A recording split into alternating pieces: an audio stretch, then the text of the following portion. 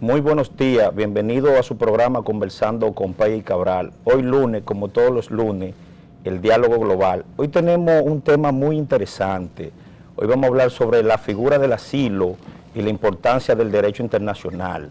Hoy tenemos un invitado que nos va a analizar de manera profunda el tema del asilo, pero antes de darle paso al invitado, quiero darle la bienvenida a mi compañero Israel Abreu. Israel, muy buenos días. Buen día, don Luis. Condenado al éxito, como siempre. Y tenemos un tema sumamente importante en el día de hoy. Vamos a hablar de las relaciones diplomáticas y de la diplomacia en sentido general como profesión y cuáles son los aspectos relevantes al respecto de instituciones súper importantes dentro de la diplomacia, don Luis. Así que el escenario es suyo. Sí, vamos a hablar del asilo. La figura del asilo inició como un ámbito puramente religioso al principio y luego dio un cambio político. Pero para analizar este tema tenemos un catedrático universitario, diplomático de larga data. Es uno de los casos interesantes porque en la diplomacia dominicana es difícil encontrar un catedrático universitario que también sea experto en diplomacia y que maneje todos los temas. El invitado de hoy estudió Diplomacia y Relaciones Internacionales en la Universidad Complutense de Madrid y tengo el honor de presentarlo hoy, ya que he compartido mucho con el embajador Juan José Martínez Morales. Embajador, muy buenos días. Muy buenos días, Luis. Gracias por esta invitación y me siento muy honrado en discutir sobre estos temas de alto interés, no solamente local, sino también internacional. Temas obviamente globales y encantado de compartir este escenario que no hay duda que se ha convertido en un foro de divulgación, de cultura y de debate de ideas que obviamente son de interés global. Embajador, este programa que hacemos los lunes, Israel Abreu y quien le habla, Luis Pérez Cabrera, sobre el diálogo global, tiene como objetivo fundamental analizar los temas internacionales. Este es un programa que va dirigido específicamente a temas internacionales. No analizamos tema local, excepto que dicho tema tenga un impacto, una conexión en la comunidad internacional. Hoy vamos a hablar sobre el asilo. Embajador, ¿qué es el asilo y en qué consiste esa figura? Mira, en efecto, como tú señalaste al principio, el asilo es una institución milenaria. Originalmente la practicó la Iglesia y su fundamento es eminentemente humanitario. En efecto, es una institución que en la medida que se fue aplicando de manera constante, reiterada, durante siglos, fue organizándose, fue regulándose, porque como tú sabrás, originalmente cuando la Iglesia protegía a una persona que venía huyendo, entendiendo que su vida corría peligro, pues obviamente lo protegía. Pero la Iglesia no se detenía a evaluar qué hizo esa persona, cuáles eran sus motivos reales para darle protección. Y obviamente con esto se asoció otra figura internacional que es el tema de la extradición. ¿Por qué? Porque en efecto muchos casos de individuos, de personas que la Iglesia protegía, en realidad habían cometido delitos graves, incluyendo homicidio. Y entonces era una forma de burlar la justicia de otros países o de otras comunidades, dándole refugio a esta persona. Por eso, de forma paulatina, fue aquí entonces deslindándose lo que era la extradición.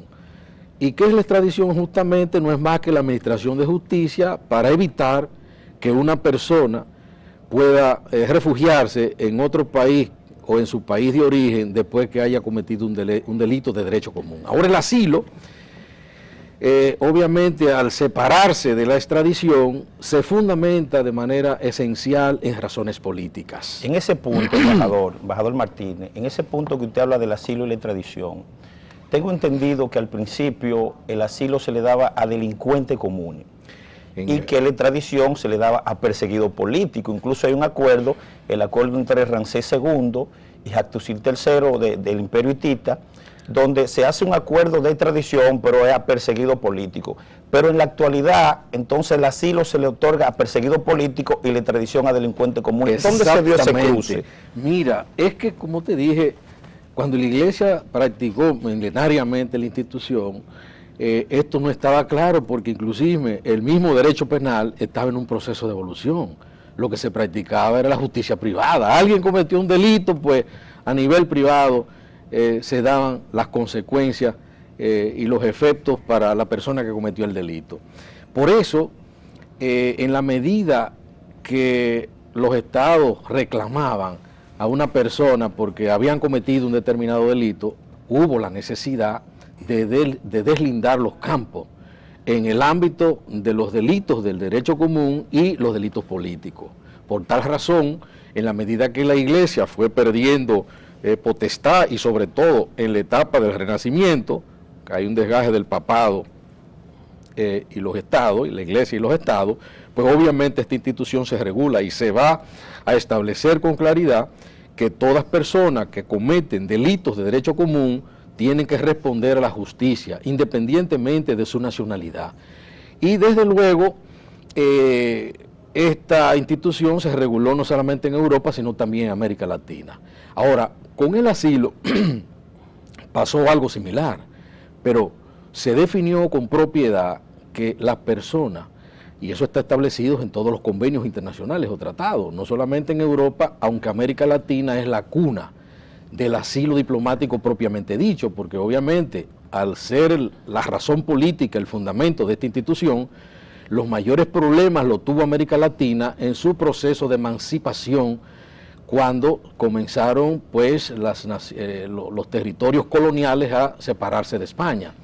Se podría decir, embajador, que como América vivió un momento, una etapa de colonización prácticamente completa, luego la colonización lleva a la descolonización. La descolonización lleva a lo que son los sistemas de dictadura para mantener el poder, y la dictadura llevan a las persecuciones políticas. Y las persecuciones políticas entonces crean la figura del asilo. Y preguntarle también... No solo que la crean, sino que la regulan, la organizan, porque ya existía la institución como tal, como dije, milenariamente. En ese orden, profesor y don Luis, en función de la creación de la institución del asilo, ¿existe algún antecedente de cuáles fueron los primeros casos de asilo en el mundo y de asilo político de manera específica?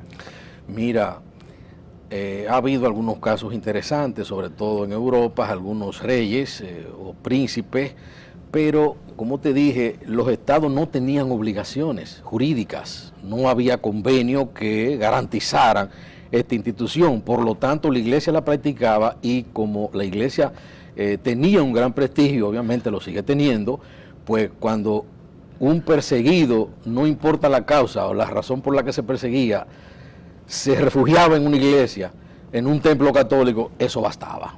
Nadie se atrevía a entrar ahí. Estaba protegido por la Estaba deidad. protegido, en efecto, por la iglesia como tal, pero no porque existía un código, un tratado que dijera cuáles eran los requisitos, en cuáles casos debía entregarse esta persona, como en efecto ya se ha regulado.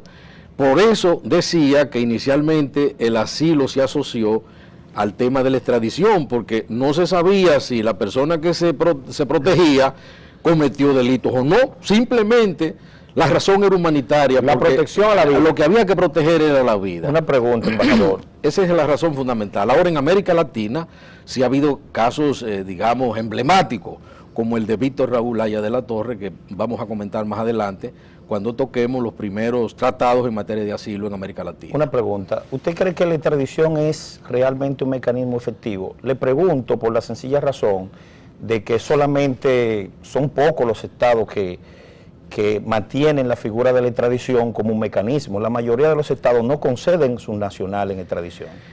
Bueno, porque en efecto, como tú sabes, en materia internacional, los estados solo se obligan con los tratados que suscriben.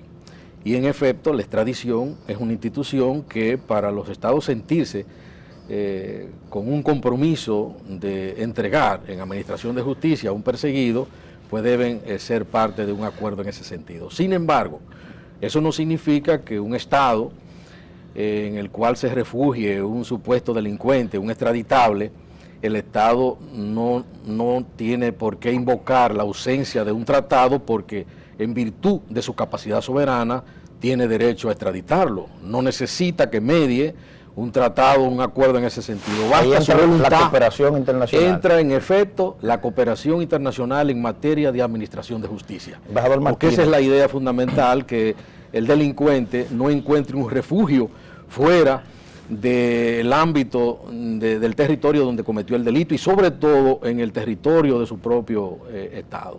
Embajador Martínez, vamos a ir a una pausa, pero antes de la pausa yo le voy a dejar una pregunta en el aire. ¿Cuál es la diferencia entre el asilo diplomático y el asilo territorial y su importancia para el derecho internacional? Vamos a una pausa.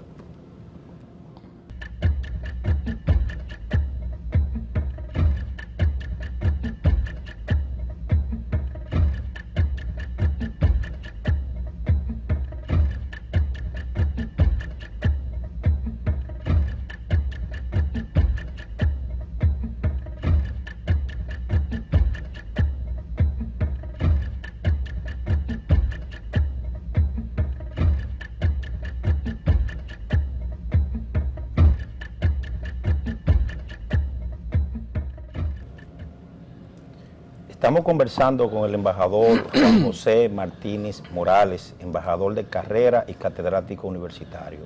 Embajador, antes de la pausa dejamos una pregunta en el aire que es importante darle respuesta. ¿Cuál es la diferencia entre el asilo diplomático y el asilo territorial y su importancia? Mira, esta es una figura que se incorpora, la del asilo territorial, al tema del asilo propiamente dicho, el asilo clásico que se conocía, que es el asilo diplomático o el asilo político.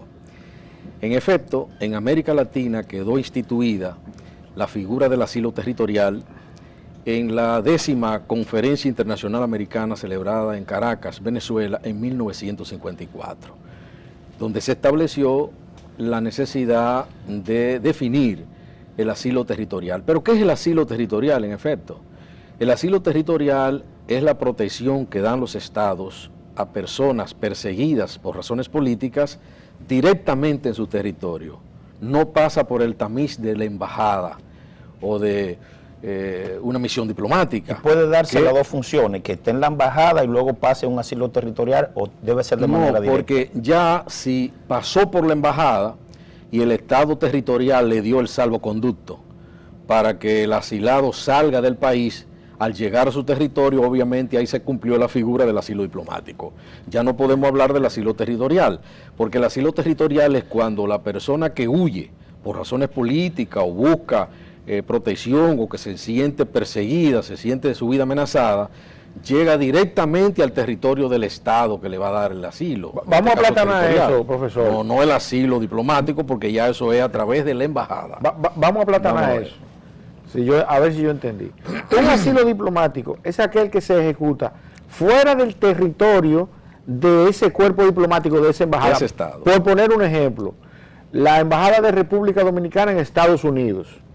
Allá va una persona solicitando asilo diplomático, entonces ahí se ejecuta el asilo diplomático. En efecto. Ahora bien, el asilo territorial es cuando un extranjero llega a nuestro territorio solicitando el asilo en nuestro territorio. ¿A eso se refiere? A eso se refiere, esa Entonces, es la idea. Entonces, en ocasión de lo que planteaba don Luis, entonces que se ejecute pasar de la relación de asilo diplomático al asilo territorial, tiene que darse algo que usted explicaba, que alguien dé un salvoconducto para que pueda trasladarse. En efecto, mira, es que el asilo diplomático, como tal y como históricamente se concibe, solamente se da en las embajadas o las misiones diplomáticas. Una pregunta, embajador. Y o en la casa de la un residencia del funcionario embajador diplomático, que puede ser en la residencia del embajador, o de un funcionario diplomático de rango medio. Puede ser un ministro consejero, y eso se establece en las primeras convenciones, tanto de La Habana de 1928 como en la de Montevideo de 1933. Y en los buques y aeronaves. En los que buques y pertenecen. aeronaves de guerra, Sí. y o en campamentos militares,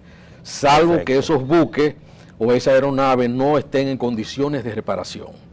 Eso lo establece la Convención de La Habana del 28 Ahora, y lo ratifica la de Montevideo. Ahora, ¿se consideran entonces asilos territoriales o... No, estos son asilos diplomáticos. Simplemente. Pero déjame, para que quede claro esto, el asilo diplomático o político no tiene nada que ver con el territorial. El territorial es una condición de asilo muy especial, que solo se da, solo se produce si el individuo llega por sus propios medios, por la vía que sean, al Estado que le va a dar la protección, que le va a dar el asilo, en este caso territorial. ¿Por qué es territorial? Porque llega al territorio directamente del Estado.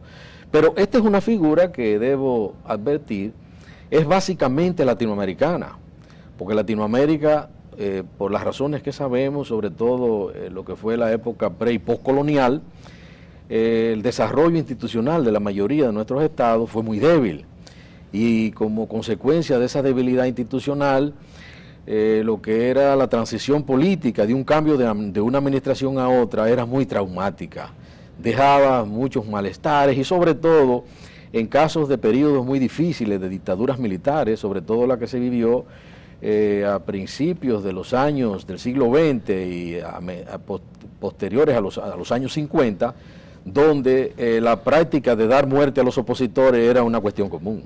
Y en efecto, aquí mismo en el país, por ejemplo, en la Primera República y en la Segunda República, se practicó mucho el asilo, pero sobre todo no en embajadas, sino en lo que se llamaban legaciones. Este es un aspecto interesante que, por cierto, está asociada a los motivos que tuvieron los países latinoamericanos, el liderazgo latinoamericano, para plantear, entre otras cosas, cuando se aprobó la Convención de Asilo Diplomático, que a partir de ese momento que entrara en vigencia esa convención, no se iban a admitir asilados en consulados. Era una medida, era una forma de presionar tanto a Europa y a los Estados Unidos para que en vez de abrir consulados en nuestros países, abrieran misiones diplomáticas. Y no cabe duda de que esto arrastró posiblemente una forma discriminatoria y sobre todo de Europa, de entender que ya Latinoamérica era un espacio de territorios soberanos, con capacidad propia, con personalidad jurídica internacional. Pero independientemente de eso, si ustedes cogen la historia política y diplomática, van a encontrar en nuestro contexto que tanto Francia, Inglaterra, Estados Unidos, en vez de abrir embajadas, lo que abrían eran consulados, y a esos consulados le daban funciones políticas. Así es. Pero América Latina entendió, y esa es una de las primeras cosas que comienzan a regularse, que ya no era posible que en los consulados se siguieran admitiendo personas buscando refugio por razones políticas, es decir, asilados. Y por eso en la primera convención de La Habana establece claramente los lugares en que se podían otorgar esta figura, especialmente embajadas y legaciones. Desde luego las legaciones existieron en ese tiempo y desaparecen años después de la Segunda Guerra Mundial. Y en efecto, esta fue una señal clara a Europa y Estados Unidos de que era una práctica. Por ejemplo, España en un momento dado alentó el asilo a figuras políticas ligadas a sus intereses, en un sentido o en otro, en sus propios consulados, que era una manera también de jugar a la política criolla y a lo que era pues la dinámica de intereses que se daba entre la política colonial europea y los países americanos. Quiero preguntarle, y sobre todo al respecto de una palabra que usted utilizó anteriormente, que fue refugio. Entonces, me gustaría que usted estableciera, y desde el punto de vista de la diplomacia, la diferencia entre el refugio, la extradición asilo, y el asilo. Muy bien. Pero y claro, el carácter legal del refugio. Sí, específicamente refugio, asilo y exilio. ¿Cuál es la diferencia? Asilo, exilio, refugio. Y sobre todo usted utilizando la palabra, ¿no? Está muy articulada, pero si me permite concluir la idea en relación al tema del asilo territorial, porque justamente, Luis, este tipo de asilo está ligado al tema del exilio. ¿Qué pasaba en Latinoamérica que se debatió la necesidad del asilo territorial? Mira, es que en esa época, y sobre todo en el 54, que es cuando se adopta la Convención sobre Asilo Territorial, la mayoría de los países latinoamericanos estaban encabezados por dictaduras militares. estaba Trujillo aquí, Marcos Pérez Jiménez, y así por el estilo. Entonces, cuando una persona salía de un país exiliada a otro por razones políticas, obviamente habían exiliados dominicanos en todas partes del mundo, sobre todo en España, Venezuela, Cuba, Estados Unidos, etcétera. Entonces los dictadores asumían eso a nivel personal. Ellos entendían que si otro Estado a esos exiliados políticos le daba un trato cortés, decente, o un trato como debe ser, un trato mínimo de asistencia y protección, entonces ellos lo asumían a nivel personal y se enemistaban con los presidentes de los países que recibían esos exiliados. Y entonces era una pugna permanente entre el país que producía exiliados y el que los recibía, el que lo acogía de manera voluntaria, y es normal, los exiliados históricamente es una forma de migración, pero en este caso por razones políticas.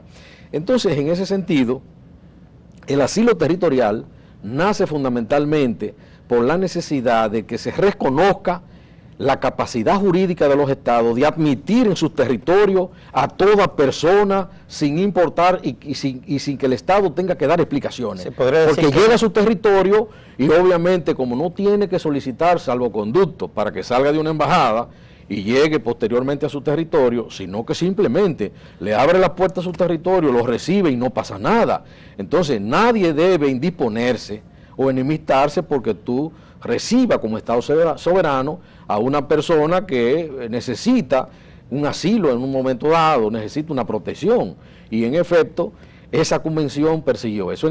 Precisamente la República Dominicana no ratificó la convención del 54 en ese tiempo, aunque participó la delegación dominicana, pero no fue ratificada. La ratificamos posteriormente a la muerte de Trujillo y hoy somos parte de esa convención con plenos derechos. Una pregunta, embajador.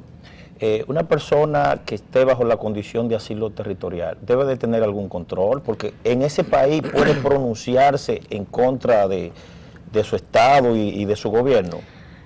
Mira, esa es una de las razones que lleva a la necesidad de regular esta nueva figura. Al igual que en la figura del asilo diplomático, las personas que están bajo el estatus de asilo territorial deben igual respetar las leyes del Estado que lo acoge o del Estado receptor, y sobre todo las autoridades del Estado que le da la protección, evitar que esas personas puedan asociarse para conspirar contra las autoridades de otro Estado, porque ya esto entra en la esfera del derecho internacional, en lo que se llama el debido trato amistoso y de cooperación con otro Estado. Aunque le dé el asilo territorial, los asilados deben tener un control, deben tener un comportamiento que impida en cualquier momento, en cualquier caso, que eso se convierta en actos conspirativos en contra de un tercer Estado, porque ya obviamente aquí se desvirtúa la figura no solamente del asilo territorial, sino también la del asilo diplomático. ¿Y en qué categoría entraría el presidente Zelaya? Mira, que estuvo acá en la República Dominicana, y también el presidente Carlos Andrés Pérez estuvo acá en la República Dominicana. Eso trajo, también, como tú sabes, y a Chávez lo iban a traer. Eso trajo una controversia con el gobierno venezolano, liderado en ese entonces por el fenecido Hugo Chávez, por las actividades que hacía en el país el fenecido presidente también, Carlos Andrés Pérez, y que trajo un conflicto que felizmente se superó, pero que perjudicó los intereses de la República Dominicana, no cabe duda. Sobre todo con el petróleo. Sí, en efecto, con el tema del petróleo, que es un tema para nosotros sensible. Pues no lo que implica que la figura del asilo no es tan sencilla. Conceder el asilo puede acarrear problemas de ruptura diplomática entre los estados. Y crear problemas de tipo económico, porque ese es el problema que tenía el petróleo en ese momento. Sí, claro, pero este era un caso muy especial. No todos los casos de asilo diplomático generan esta controversia. ¿El de Zelaya fue diplomático o territorial? No, fue diplomático, pero en el caso de Zelaya tienes algunas aristas que hay que matizar, porque para mí el asilo de Zelaya en la Embajada de Brasil en Honduras rompió lo que fue la doctrina en materia de asilo. ¿Por qué digo esto? Porque explíquelo, claro, porque ¿cuál es la idea del asilo? A propósito de la pregunta que hiciste inicialmente. El asilo diplomático o territorial es simplemente proteger a una persona, auxiliar a una persona que entiende que su vida corre peligro por razones políticas. Y esa es la idea. Pero en el caso de Zelaya vimos todo lo contrario. Por eso digo que ha roto la doctrina clásica en materia de asilo, que es proteger la persona para que su vida se garantice, que la integridad de su vida se respete. Pero en el caso de Zelaya, como hubo un golpe de Estado, recuérdate que fue expulsado por los propios militares y llevados a Honduras, pero Zelaya lo que intentó fue retornar a Honduras. Sí, es un caso sui generis. En efecto, absolutamente sui generis. Retornar a Honduras para desde allí intentar de nuevo reconquistar el gobierno.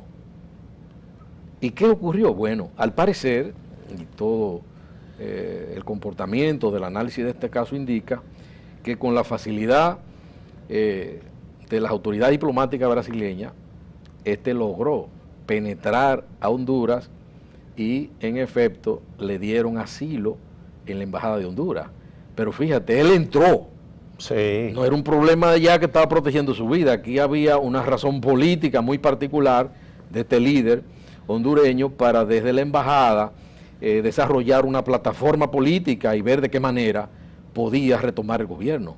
Aquí podríamos también colegir de que en cierto modo el gobierno brasileño tuvo una actitud complaciente con Zelaya porque le permitió utilizar la embajada como plataforma para arengar, su militante, hacer declaraciones, y por eso digo que en efecto el caso Zelaya rompió todos los esquemas en materia de lo que ha sido el asilo clásico, el asilo diplomático.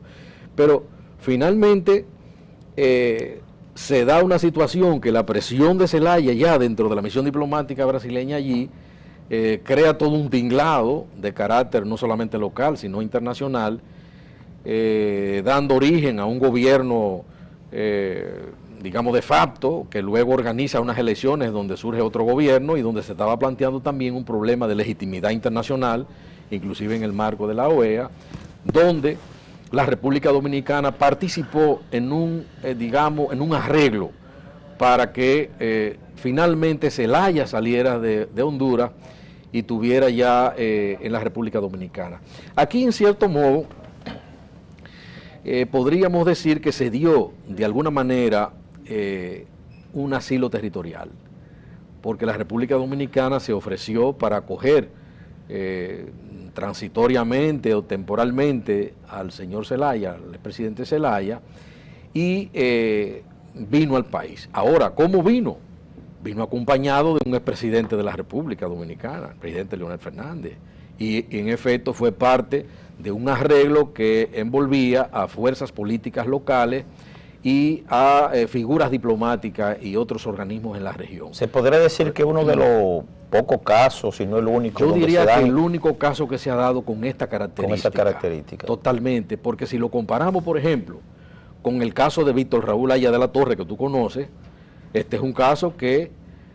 Embajador, antes de hablar del caso de Víctor Raúl Haya de la Torre, es importante irnos a una pausa. Nos vamos a una pausa y cuando regresemos vamos a conversar del caso de Víctor Raúl Haya de la Torre versus el caso de Julián Assange. Vamos a una pausa. Muy bien.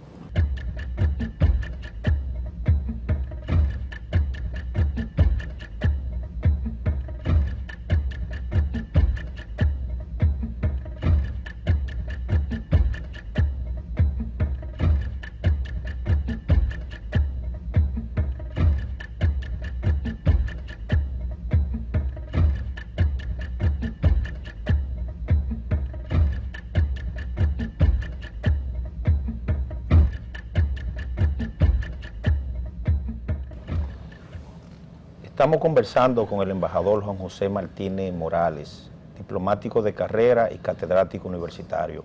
Embajador, quedó una pregunta en el aire.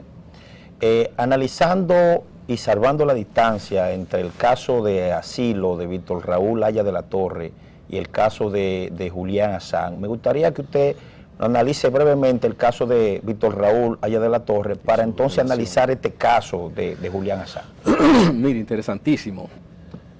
En efecto, el caso Víctor Raúl Haya de la Torre es el caso más emblemático en términos históricos del asilo diplomático en la región. ¿Por qué?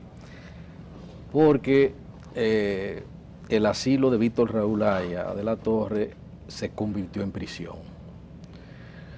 Se pensaba que además de protegerle la vida, iba pues este líder político peruano a salir rápidamente del territorio de Perú, y no fue así. Ahora, ¿qué pasó en este caso?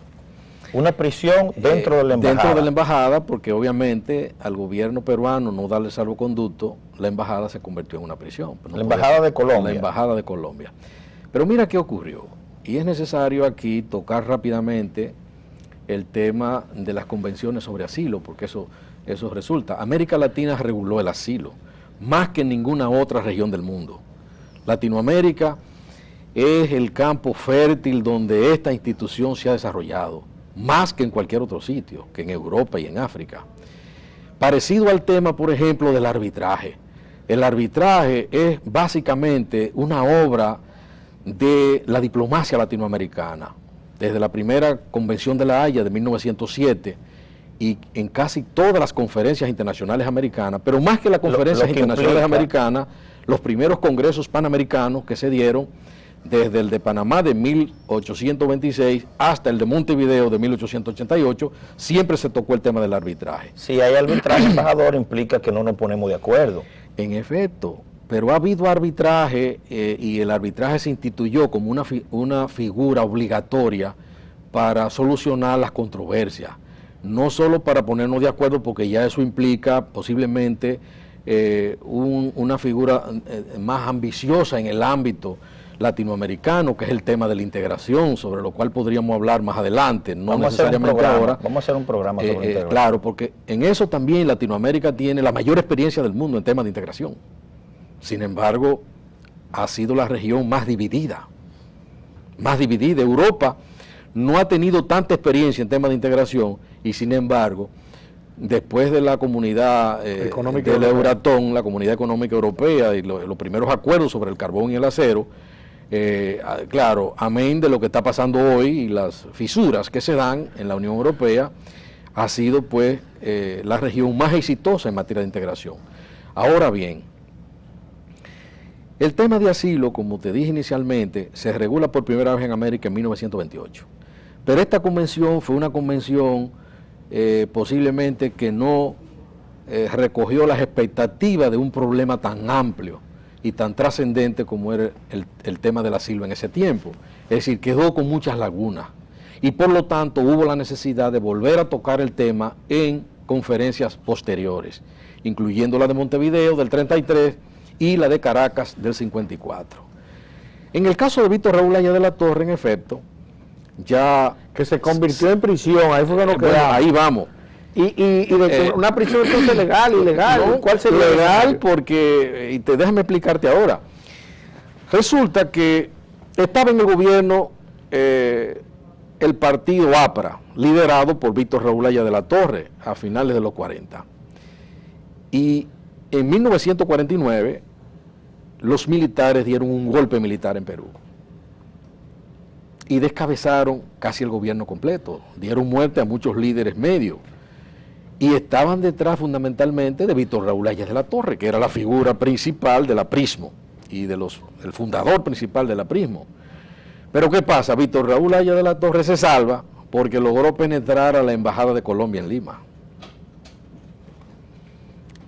La embajada colombiana, efectivamente, inicialmente lo recibe como huésped, pero luego le dio el asilo diplomático.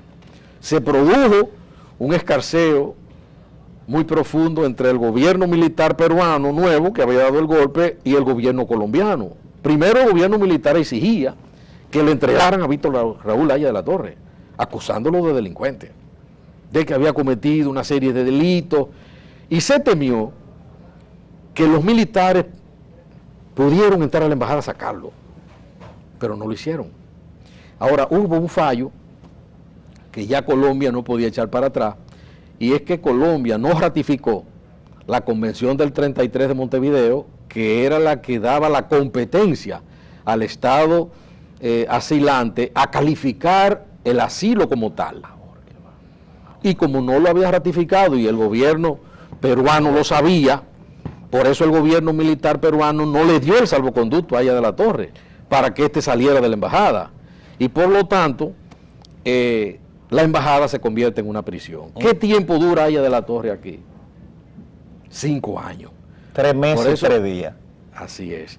¿Y cómo se resolvió? Porque vamos a ver esto para entonces entrar a analizar lo que podría ser el caso Julián Assange, que al parecer va a competir con el tiempo que tuvo Víctor Raúl Haya de la Torre en la Embajada Colombiana en Lima. Porque ya Julián Assange va para 4 años, tengo entendido. Ahora, en ese tiempo, es decir, al cabo de 5 años, el gobierno militar entendió que había que buscarle una solución al caso, porque además entendían que ya se habían consolidado como gobierno, ya no tenían las amenazas de que podía dar al traste con el partido que habían depuesto. Y además ya se había dado una iniciativa de solución de controversia a través de la Corte Internacional de Justicia, caso que llevan ambos gobiernos en 1951. Se dice que el dictamen que emitió la Corte Internacional de Justicia al respecto tuvo un carácter cantinflesco. Yo no tengo esa opinión al respecto porque justamente entiendo que como la Corte Internacional sabía que el gobierno colombiano no había ratificado la Convención del 33 y por lo tanto no podía exigir al gobierno militar que le diera el salvoconducto. Porque si hubiese suscrito la Convención del 33 que le daba la competencia al Estado asilante para exigir el salvoconducto, es posible que la Corte le hubiera dado el favor a Colombia. Pero en este caso lo que la Corte hizo fue que le dio la razón a Colombia y se la dio a Perú, a los dos. Por eso lo calificaron el dictamen como cantinflesco. No, para mí no. Embajador, miren, vamos a poner una imagen, por favor, si me pueden poner una imagen por acá. Julián Assange. Yo quiero que usted me analice la situación de asilo de Julián Assange y si usted lo considera también que está como Raúl Haya de la Torre, desde el punto de vista como una prisión en la embajada. Sí, claro. Y si es correcto que una persona desde una embajada que está en condición de asilo puede hacer pronunciamiento y rueda de prensa.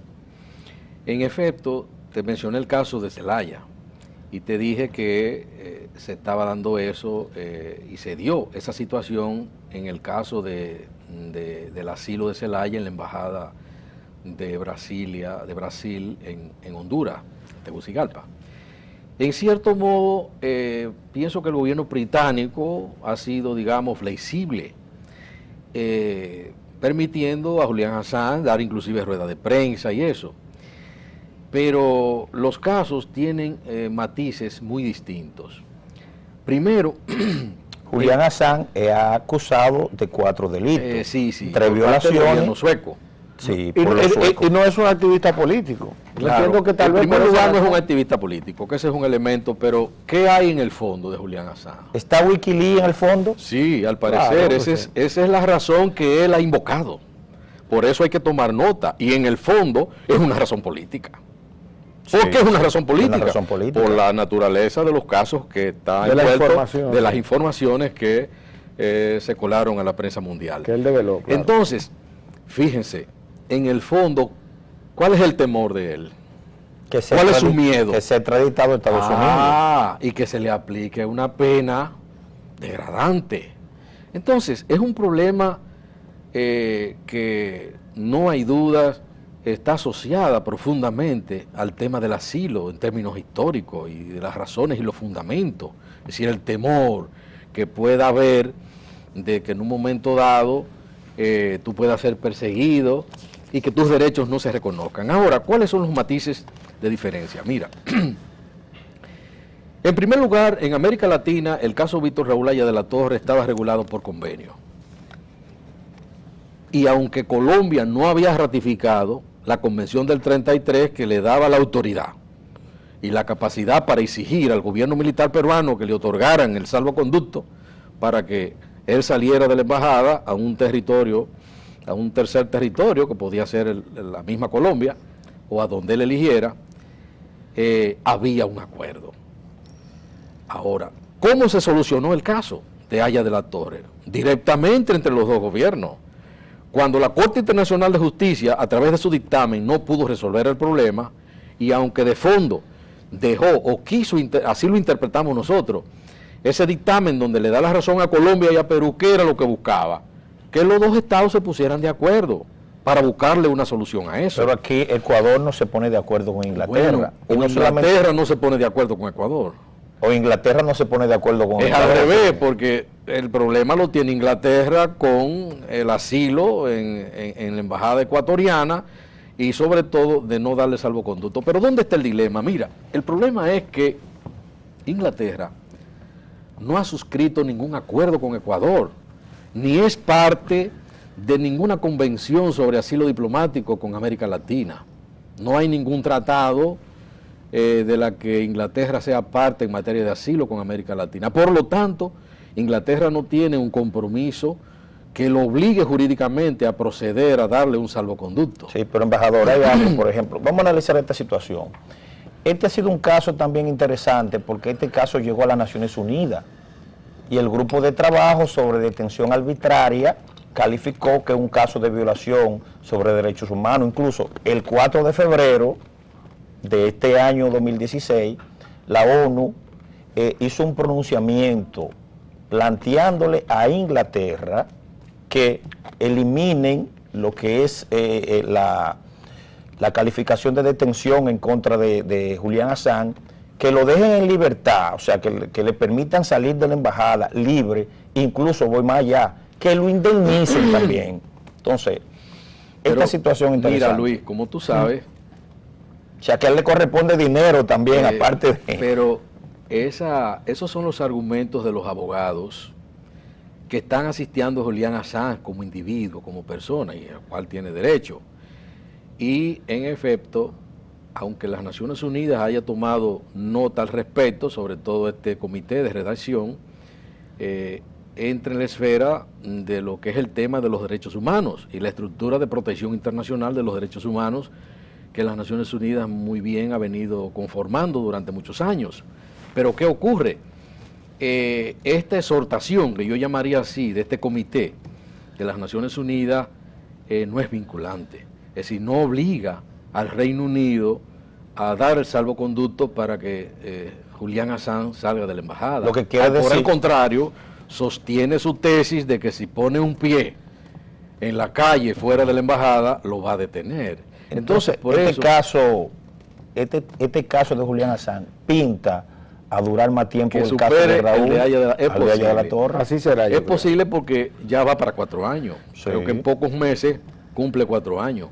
Y el de Haya de la Torre duró 5 años.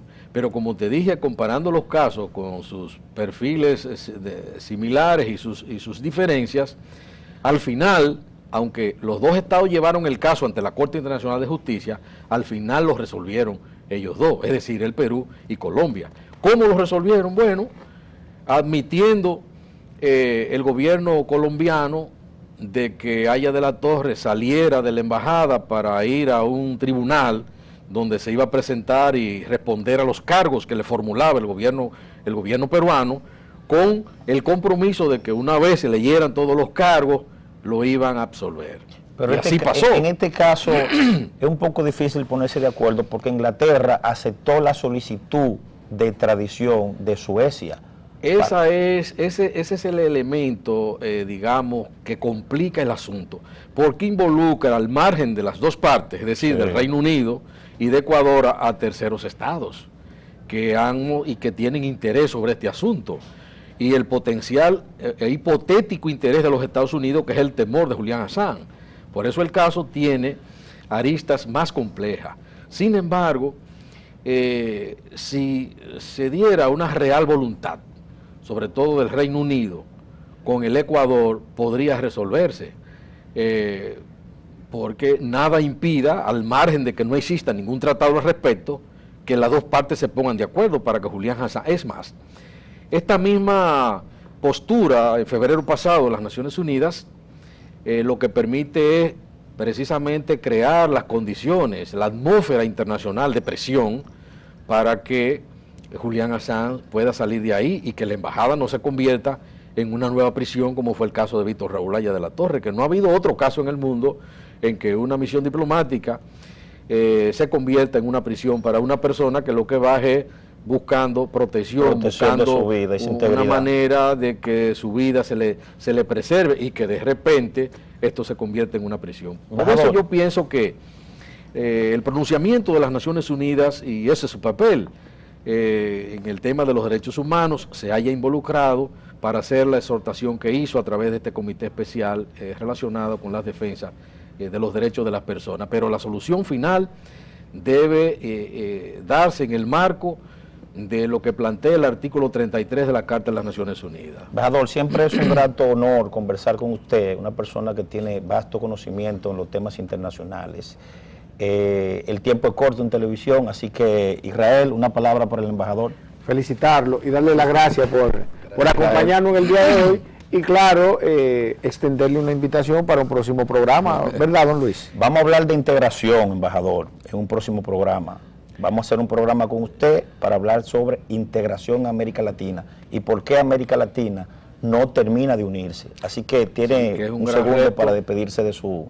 Sí, bueno, reitero mi agradecimiento por habernos invitado a este foro tan importante y pienso que las ideas que hemos debatido hoy en esta hora que transcurre refleja un poco de luz sobre la opinión pública local de lo que son estos conflictos, especialmente lo que tiene que ver con el tema de Julian Assange, que es el tema que está presente y que es parte de la agenda internacional que se está debatiendo en estos momentos y que no solamente involucra a 2 países, sino a 4 países y en este momento también involucra a las Naciones Unidas. Gracias, embajador. Hasta otro programa.